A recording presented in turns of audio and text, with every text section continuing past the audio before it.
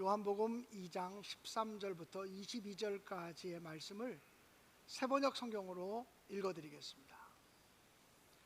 유대 사람의 유월절이 가까워지자 예수께서 예루살렘으로 올라가셨는데 성전뜰에 소와 양과 비둘기를 파는 사람들과 환정상들이 앉아있는 것을 보시고 노끈으로 채찍을 만드셔서 양과 소와 함께 그들을 모두 성전에서 내쫓으시고 돈을 바꾸어 주는 사람들의 돈을 쏟아버리시고 상을 둘러 엎으셨다. 비둘기 파는 사람에게는 이것을 걷어치워라. 내 아버지의 집을 장사하는 집으로 만들지 말아라 하고 말씀하셨다. 제자들은 주의 집을 생각하는 열정이 나를 삼킬 것이다 하고 기록된 성경 말씀을 기억하였다. 유대 사람들이 예수께 묻기를 당신이 이런 일을 하다니 무슨 표적을 우리에게 보여주시겠습니까? 하니 예수께서 그들에게 말씀하시기를 이 성전을 허물어라. 그러면 내가 사흘 만에 다시 세우겠다 하셨다. 그러자 유대 사람들이 말하였다. 이 성전을 짓는데 46해나 걸렸는데 이것을 사흘 만에 세우겠습니까? 그러나 예수께서 성전이라고 하신 것은 자기 몸을 두고 하신 말씀이었다. 예수께서 죽은 사람 가운데서 살아나신 뒤에야 제자들은 그가 말씀하신 것을 기억하고서 성경 말씀과 예수께서 하신 말씀을 믿었다. 아멘. 지난 한 주간 동안 여러분 정말 평안하게 사셨습니까? 기쁨으로 살아가셨습니까? 부활하신 예수의 능력으로 살아오셨습니까? 저는 우리 모든 성도들이 날마다 부활의 생명력으로 충만한 삶을 살기를 간절히 소망합니다. 이 4월 달은 우리 교회에게 있어서도 매우 특별한 달입니다. 왜냐하면 우리 교회가 창립된 달이기 때문입니다. 오늘은 우리 교회 창립 68주년 감사주일입니다. 축하 케이크는 전시만 해놓고 2부 예배 때 장로님들이 나오셔서 다 케이크 커팅을 했습니다. 3부 예배 때는 시간을 절약하기 위해서 2부 예배 때 커팅을 다 했어요. 이따가 식당 가면 이게 떡 케이크니까 나눠 드리도록 하겠습니다. 기대하시고 또 오늘 점심 식탁 교제를 통해서 더 크게 하나님께 영광 돌리시기를 바랍니다. 지난 한 주간 동안 저의 마음속에 정말 주님이 기뻐하는 교회는 어떤 교회일까? 주님이 원하시는 교회의 모습은 무엇일까에 대해서 묻고 또 묻고 하나님의 지혜를 구하였습니다. 하나님께서 제 마음속에 떠오르게 하신 성경 말씀이 있는데 요한복음 2장 오늘 성경 본문의 말씀이죠. 예수께서 성전에 들어가셔서 예루살렘 성전에 들어가셔서 돈 바꾸는 사람들과 장사하는 사람들을 노끈으로 채찍을 만드셔서 그들을 치시고 분노하시고 책상을 둘러 엎으시고 이런 광경이 떠오르면서 주님이 그 당시의 성전, 주님이 그 당시의 교회를 못마땅하게 보셨다는 것인데 주님이 만일 오늘 우리 교회를 방문하신다면 어떻게 우리를 대하실까? 채찍을 가지고 우리에게 오시진 않을까라는 생각을 하니까 두려운 마음이 생겼습니다. 예수님께서 예루살렘 성전에 가셔서 그 성전을 바라보실 때 그냥 예수님은 가만히 있으실 수가 없으셨습니다. 내쫓으시고 둘러 엎으셨다라고 하는 것은 그만큼 주님의 마음이 불편하셨다는 것이고 그 당시의 성전이 그 당시의 교회가 주님의 마음에 들지 않았다라고 하는 것입니다. 혹시 주님께서 오늘 우리 교회를 방문하셔서 둘러 엎으시고 싶진 않을까? 이게 교회냐? 도대체 이게 교회냐? 하고 둘러 엎으시고 싶진 않으실까? 여기에 있는 사람들 너희들 다 필요 없어. 그리고 내쫓고 싶진 않으실까? 이런 생각을 하니까 굉장히 두려운 마음이 저의 마음속에 생겼습니다. 본래 돈을 바꿔주거나 또는 양과 염소나 소나 비둘기를 파는 시장은 멀리서 예루살렘 성전을 찾아 나오면서 제사 드리려고 하는 순례객들을 위해서 예루살렘 성전 바깥 마당에 설치되어졌던 것입니다. 근데 언제부터인지 모르지만 성전 마당에 있어야 될 것들이 성전 안으로 슬금슬금 들어오기 시작했습니다. 문 바깥에 있어야 될 것들이 문 안에 것입니다. 그래서 성전 안에 있어서는 안 될 것들이 성전 안으로 들어오면서 성전이 시장이 되어버리고 말았다라고 하는 것입니다. 주님께서 분노하신 것은 성전과 세상의 경계선이 무너졌기 때문입니다. 교회라고 하는 말을 헬라어로 에클레시아라고 하는데, 이 에클레시아라고 하는 말은 구별한다고 하는 의미를 가지고 있습니다. 그러므로 교회는 세상과 구별되어야 하는 기관입니다. 교회는 분명히 세상과 달라야 합니다. 교회가 세상과 똑같아지 우리는 세상을 향해서 빛을 비출 수 없는 존재가 되어지고, 부패한 세상을 깨끗하게 할 수 없는 맛 잃어버린 소금이 되어질 수밖에 없다라고 하는 사실입니다. 사랑하는 여러분, 문 안에 있어야 될 것과 문 밖에 있어야 될 것에 구분이 있어야 된다라고 하는 사실입니다.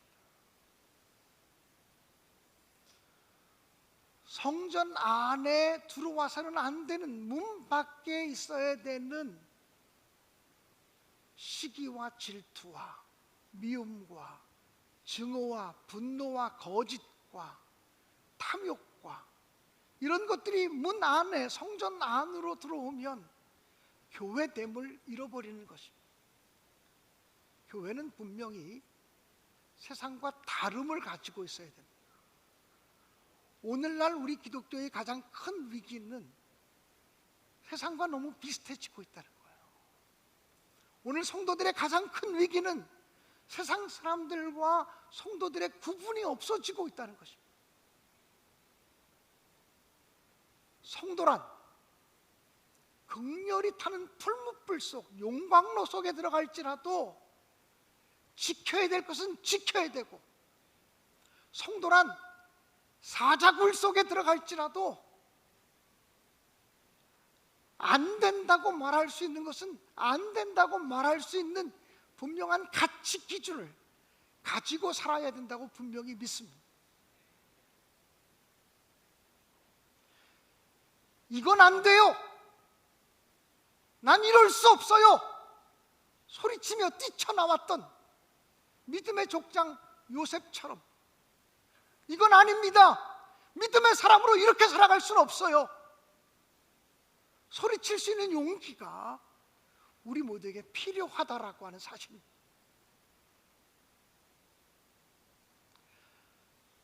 타협하지 않고 믿음의 사람으로 이렇게 살아갈 수는 없습니다라고 하는 이유 때문에 보디발 장군에게 오해를 받고 옥중 감옥에 갇히게 되었지만, 그것 때문에 요셉은 고난을 당하긴 했지만 애굽의 더러움에 전염되지 않았다고 하는 사실을 우리는 분명히 발견할 수가 있습니다. 우리 주님이 정말 원하시는 교회의 모습은 구별된 교회입니다. 우리 주님이 노끈으로 채찍을 만들어서 상인들을 치시고 상을 둘러엎으신 것은 그 당시의 교회가 구별됨을 잃어버렸기 때문이라는 거예요. 그러므로 창립 68주년을 맞이하는 오늘 우리들의 간절한 소원과 기도는 주여 우리를 거룩하게 하옵소서. 주여 우리를 정결하게 하옵소서. 주님의 거룩함으로, 주님의 정결함으로 우리를 채우소서. 이렇게 기도하며 전진할 수 있기를 주님의 이름으로 간절히 축원합니다. 성전 안에 소나 양이나 염소나 비둘기가 들어올 수 있는 때가 있습니다. 언제 그들이 들어올 수 있습니까? 죽어지면 들어올 수 있습니다. 죽어져서 제물이 되면 성전 안에 들어올 수 있습니다. 소도 죽은 제물이 되면 성전 안에 들어올 수 있고, 양도 염소도 비둘기도 죽은 제물이 되면 성전 안에 들어올 수 있습니다. 그러나 예수님이 그 당시에 노끈으로 채찍을 만들어 치신 것은 성전 안에 살아있는 짐승들이 날뛰고 있었기 때문입니다. 사랑하는 여러분, 오늘 우리들의 교회의 모습은 어떻습니까? 우리 교회가 정말 주님이 기뻐하는 교회로 세워지려면 내가 예수와 함께 죽었다고 고백하는 제물된 성도들이 모여야 합니다. 내가 살아있는 사람, 내 생각과 내 경험이 살아서 역사하는 사람들이 이곳에 가득하면 이거는 제단이 아니라 성전 마당이 되어지는 것입니다. 저는 우리 신내교회가 내가 예수 그리스도와 함께 십자가에 못 박혔나니 그런즉 이제는 내가 산 것이 아니요 오직 내 안에 그리스도께서 사시는 것이라. 이제 내가 사는 것은 나를 사랑하사 나를 위하여 자기 몸을 버리신 하나님의 아들을 믿는 믿음 안에서 사는 것이라고 고백하는 성도들로 가득 채워질 수 있기를 주님의 이름으로 간절히 축원합니다. 사랑하는 여러분, 우리는 이 창립 감사주의를 맞으면서 정말 우리 신내교회가 부흥되었으면 좋겠다라는 부흥의 꿈을 갖게 됩니다. 교회가 부흥됐으면 좋겠다는 부흥에 대한 꿈은 그 누구보다도 담임 목사인 저가 제일 강합니다. 그렇다면 진정한 부흥이란 무엇일까요? 진정한 부흥이란 양적인 증가를 의미하지 않습니다. 이 자리, 빈자리를 가득 채운다고 할지라도 내가 죽어지지 않고 그리고 구별됨이 없는 사람들로 가득 차고 있다면 이것은 부흥이 아닙니다. 이것은 타락입니다. 부흥이라고 하는 것은 분주함이나 소란함이 아닙니다. 아무리 분주하고 아무리 떠들썩해도 예수와 함께 내가 죽어졌다고 고백하는 성도들이 없는 한 하나님의 교회는 하나님의 영광이 드러날 수도 없고 나타날 수도 없음을 저는 분명히 믿습니다. 부흥이란 외적인 변화만을 의미하지 않습니다.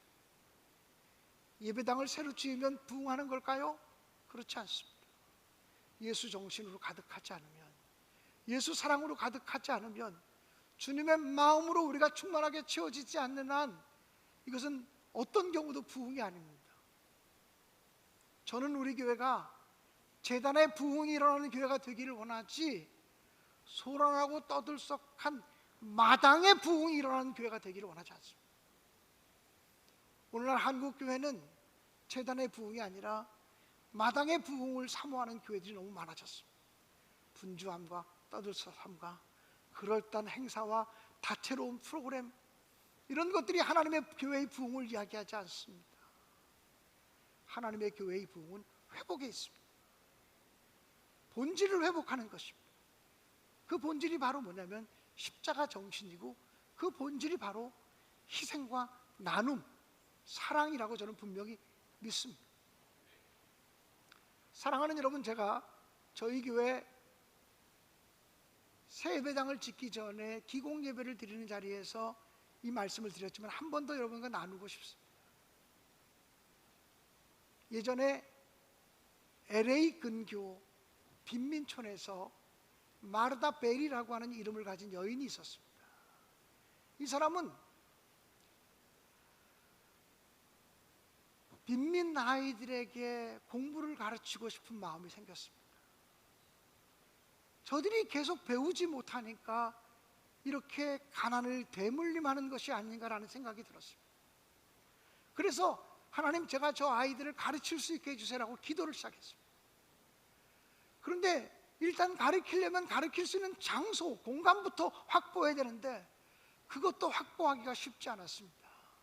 기도하는데 그의 마음속에 당시의 최고의 부자였던 미국의 자동차 왕이라고 일컬어지는 헨리 포드가 떠올랐습니다. 그래, 헨리 포드를 찾아가서 부탁을 하자. 이 빈민촌의 아이들을 위해서 사랑을 베풀어 달라고 부탁을 하자. 이러고는 헨리 포드를 찾아갔습니다.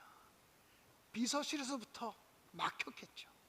그렇지만 끈질기게 요청하고 끈질기게 기다려서 드디어 헨리 포드를 잠깐 만나게 되었습니다.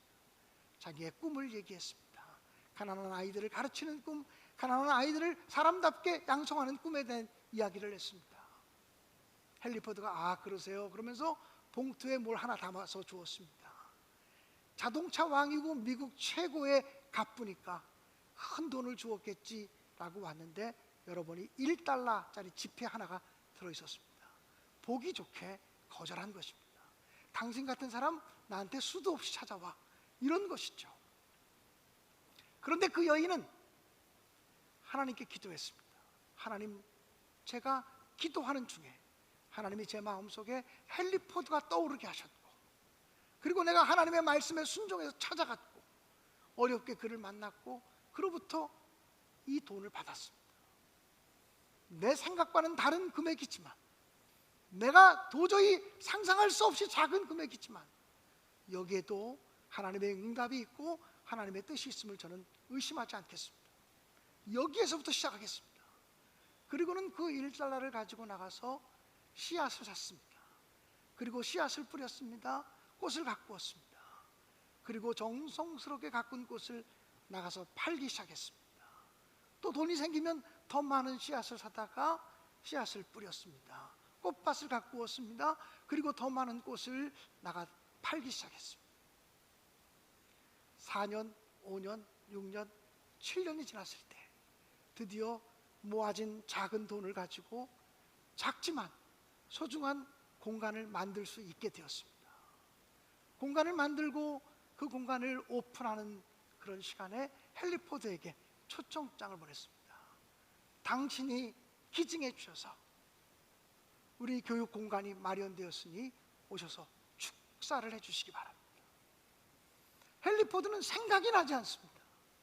그런데 자기가 기증해 주셔서 그런 놀라운 일이 나타났다고 하니까 호기심을 가지고 찾아왔습니다.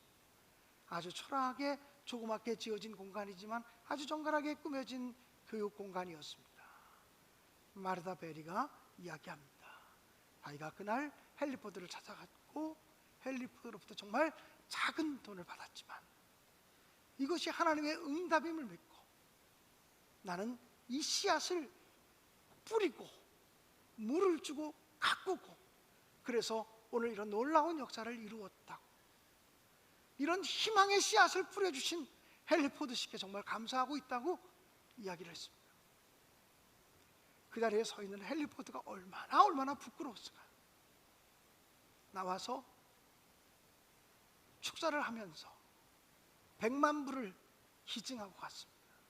요즘 우리들의 시대가 아니고 적어도 수백 년 전의 이야기입니다. 그래서 세워진 학교가 LA 근교에 있는 메리스쿨이라고 하는 학교라고 합니다. 사랑하는 여러분, 하나님은 우리에게 완성되어진 완제품을 뚝 선물로 내려주시는 적이 별로 없어요. 하나님, 주님이 기뻐하는 교회를 주세요. 그런 교회를 뚝 내려주는 법이 없다는 거예요. 하나님, 우리에게 무엇이 필요해 좀 하나님 도와주세요. 하나님이 그것을 완제품을 탁 내려주신 적이 거의 없다는 거예요. 하나님이 내려주시는 것에 우리의 땀과 우리의 수고와 우리의 희생과 우리의 눈물과 우리의 열정과 우리의 모든 것을 투자해서 하나님의 역사를 이루어 가시기를 원하고 계시다고 하는 거죠. 사랑하는 여러분, 정말 주님이 기뻐하는 좋은 교회를 만들어갈 수 있을 거냐 없을 거냐는 이제부터 우리들의 몫이라고 생각이 들어요. 저는 우리 교회가 주님이 기뻐하는 교회가 되기를 원하고, 주님이 기뻐하는 일을 위해서라면 우리가 목숨을 걸고, 주님이 싫어하는 일을 위해서라면 순교적인 각오를 가지고 막아내는 교회가 되기를 간절히 원해요. 주님이 기뻐하는 선교 사역을 위해서 헌신하는 교회가 되기를 원하고, 생색내는 선교가 아니라 나 자신을 희생함으로 하나님의 나라를 세워가는 선교를 하는 교회가 되기를 간절히 원해요. 우리가 더 많이 구제하는 교회가 되기를 원하고요, 연말이나 크리스마스 때만 구제하는 교회가 아니라 지속적으로 구제를 힘쓰는 교회가 되어지기를 간절히 원해요. 정말 우리 교회가 우리 다음 세대들을 위해서 아낌없이 투자하고 헌신하는 교회가 되어지기 원해요. 그들의 가능성을 보고 그들의 미래를 위해서 투자하고 헌신하는 교회가 되어지기 원해요. 우리 교회가 단순히 교회의 인물, 교회의 일꾼을 키워내는 교회가 아니라 적어도 이 나라, 이 민족, 이 역사 책임지는 인물을 만들어내는 교회가 되어지기를 간절히 원해요. 모일 때마다 성령 충만함을 경험하고 성령의 임재를 경험하는 예배가 있는 교회가 되어지길 원해요. 설교를 준비하면서 하나님, 이런 교회가 되고 싶습니다. 제가 1부, 2부 때는 원고 설교를 하지 않았겠습니까? 한 10가지 이상의 이런 교회가 되기를 원한다고 하는 글을 써내려가다가 울고 말았어요. 주님이 기뻐하는 교회는 이런 교회인데, 그런 교회를 나 같은 사람을 통해서, 우리 같은 사람을 통해서 하나님이 세우실 수 있겠나 하는 반성이 들었기 때문이에요. 우리같이 연약하고 우리같이 부족한 사람들을 통해서 정말 하나님이 기뻐하는 교회를 세우실 수가 있겠는가? 부끄러움을 느끼고 부족함을 느끼고 하나님의 지혜를 구할 수밖에 없고 하나님의 은혜를 구할 수밖에 없다고 하는 생각을 가지게 되었습니다. 사랑하는 여러분, 우리 교회는요, 이 예배당을 건축하는 동안 줄곧 이런 표를 내걸고 기도하고 찬양했어요. 주님의 교회를 세우시고 이 땅 고쳐 주옵소서. 이렇게 우리는 찬양했습니다. 우리는 주의 백성입니다.